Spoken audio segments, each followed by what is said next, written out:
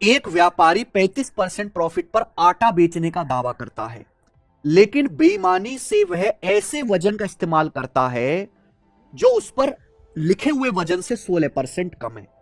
व्यापारी द्वारा अर्जित कुल लाभ परसेंट ज्ञात कीजिए। बेईमान दुकानदार का वायरल क्वेश्चन है ये, मान लीजिए बेईमान दुकानदार में रेलवे एसएससी की परीक्षा में कोई सवाल सबसे ज्यादा आता है, यही वाला है। एक ट्रेडर ये क्लेम करता है कि मैं अपने आटे को 35% प्रॉफिट में बेचता हूं। 35% प्रॉफिट में बेचता हूं इसका मतलब 35% प्राइस बढ़ाकर बेचता हूं।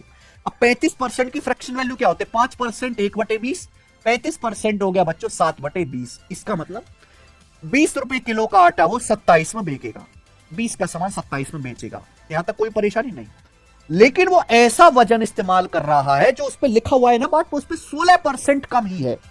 16% की फ्रैक्शन वैल्यू होती है 4/25। कम के लिए माइनस आप लगाओगे मेरे भाई, ठीक है ना।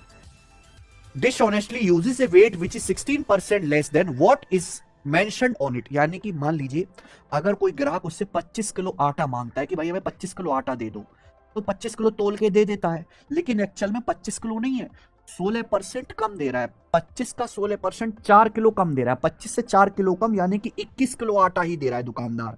यानी कि दुकानदार 21 किलो आटा देकर ग्राहक से 25 किलो आटे का पैसा ले रहा है।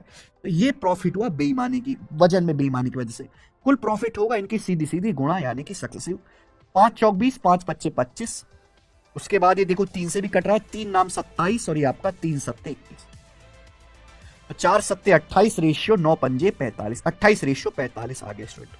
यानी कि हमें कह सकते हैं अल्टीमेटली 28 का सामान 45 में बिका, तो 17 का प्रॉफिट हुआ बच्चों किस पर? 28 पर। परसेंटेज में कितना प्रॉफिट हुआ? इनटू 100% गुणा 100%, ये हुआ परसेंटेज में। किससे जाएगा मेरे भाई? 4 से जाएगा 125 बार, 4 से 28 जाएगा जी 7 बार। तो 25 गुणा 17 कितना आएगा मेरे भाई? 500 से 75 कम 425/7। ये आंसर आएगा मेरे दोस्त, बताइए। तो अप्रोक्स 61 नहीं हो गया? 742 और ये 5/7 यानी कि अप्रोक्स 61% के ज्यादा करीब आएगा। डी ऑप्शन ठीक है।